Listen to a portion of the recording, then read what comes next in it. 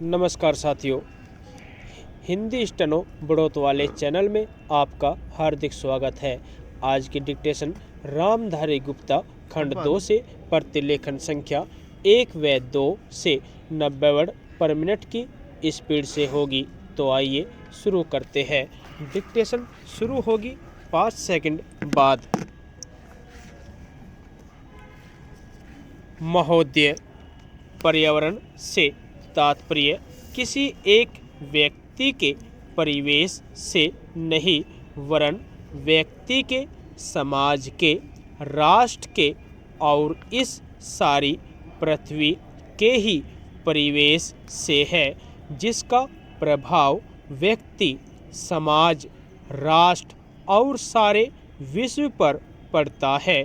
पर्यावरण से तात्पर्य पेड़ पौधों, नदी पहाड़ या किसी तंत्र विशेष से नहीं वरन उस समग्र वास्तविकता से है जिस पर मानव मात्र का अस्तित्व और उसका संपूर्ण आध्यात्मिक एवं भौतिक विकास निर्भर है।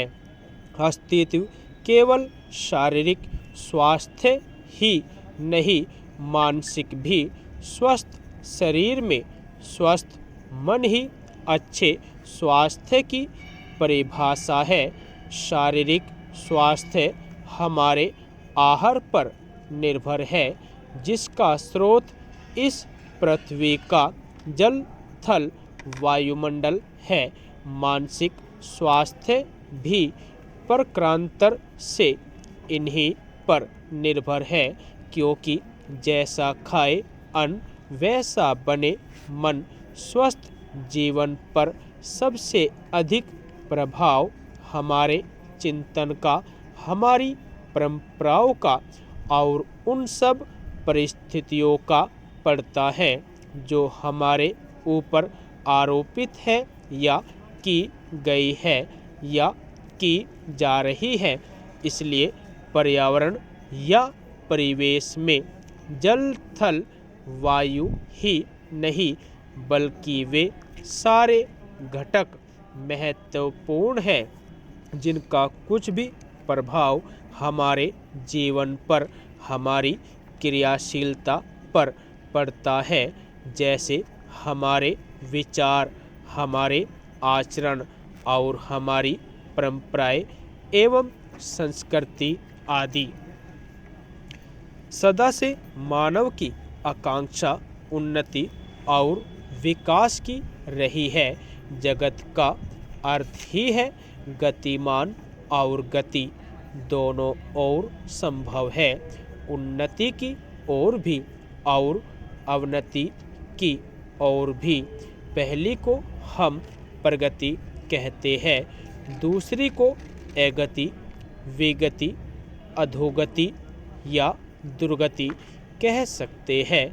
वास्तव में मनुष्य ऐसा जटिल प्राणी है जिसमें अनेक विरोधाभासी और असंगत प्रतीत होने वाली प्रवृत्तियां और प्रतिक्रियाएं होती है।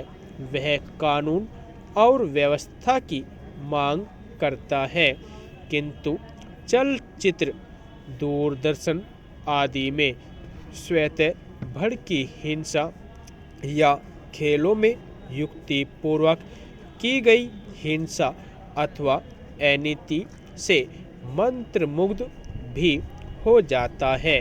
मनुष्य अपनी ही जाति या वर्ग के व्यक्तियों के प्रति प्राय बहुत अधिक प्रतिद्वंद्वी होता है, किंतु कोई बाहरी खतरा उपस्थित होने पर उनके प्रति हद से ज़्यादा सहयोगी बन जाता है।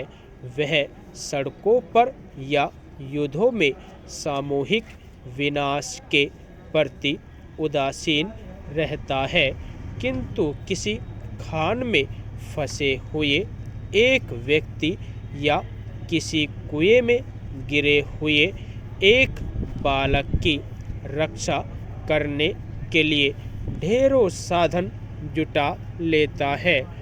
कुछ विद्वान कहते हैं कि मनुष्य बंदर की संतान हो या न हो, किंतु उसमें खालिस बंदर की द्वैध प्रकृति प्राय ही होती है।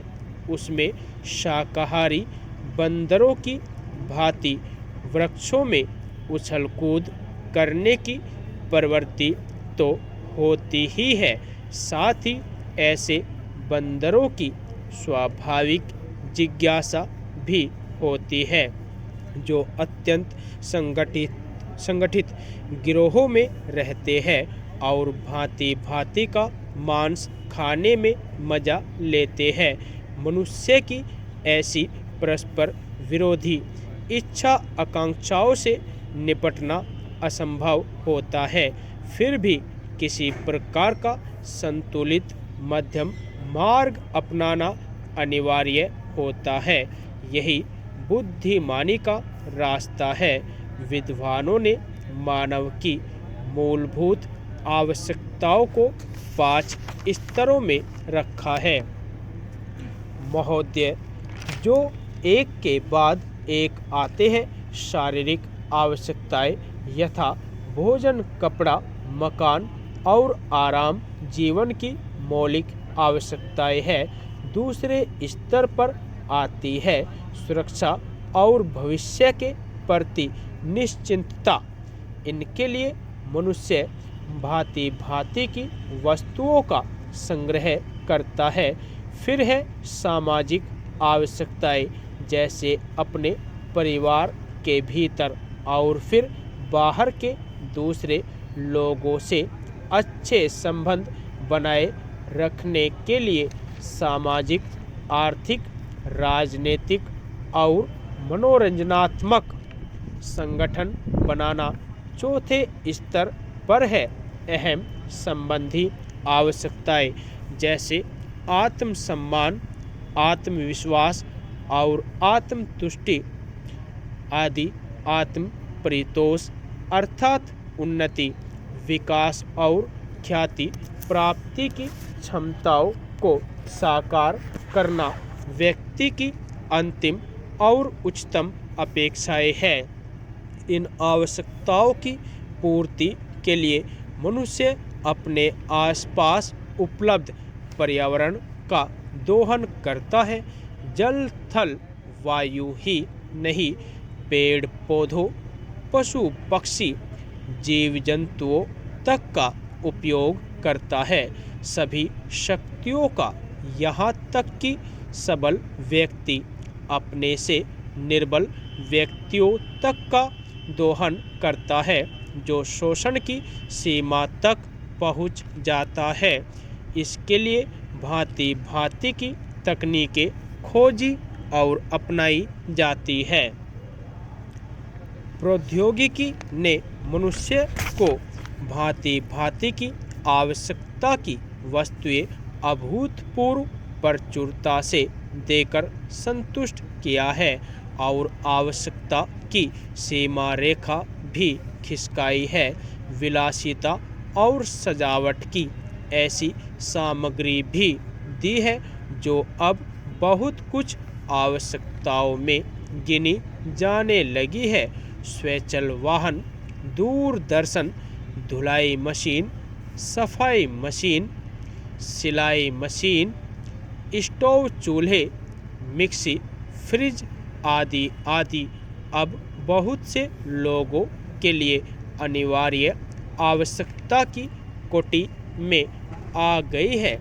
तकनीकी और औद्योगिकी से यह सब संभव हुआ है, किंतु एक ऐसा अल्प वर्ग भी है जिसके लिए विलासिता आवश्यकता की कोटि में आ चुकी है।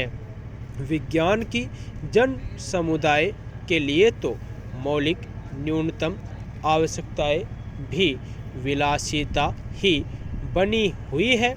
औद्योगिकरण के सहारे मनुष्य ने जितना भी विकास किया है, उसे वह उन्नति कहकर संतोष करने लगता है और अपनी द्वैध प्रकृति के कारण यह ध्यान नहीं देता कि इस विकास से वर्ग भेद पनपा है।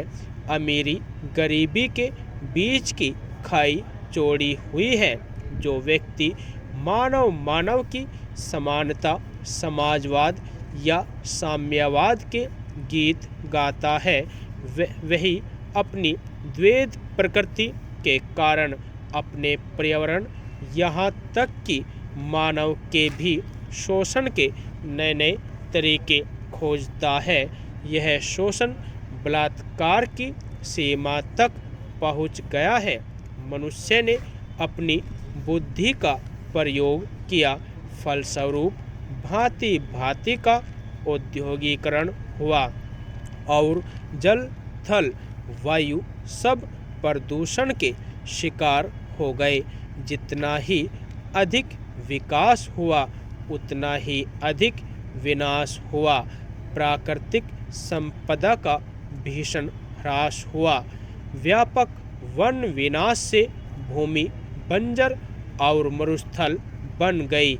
एक बड़ा हवाई जहाज एक दिन में जितनी ऑक्सीजन खर्च करता है, उतनी ऑक्सीजन 17,000 हेक्टेयर वन में तैयार होती है, और वन बचे ही कितने हैं। इस उद्योग प्रधान सभ्यता का केंद्र पूंजी है और धर्म स्वार्थ है। मनुष्य का शोषण कर रहा है देश देश का। यदि आपको डिक्टेशन अच्छी लगी हो तो हमारे चैनल को सब्सक्राइब करें तथा वीडियो को लाइक व शेयर भी करें। धन्यवाद।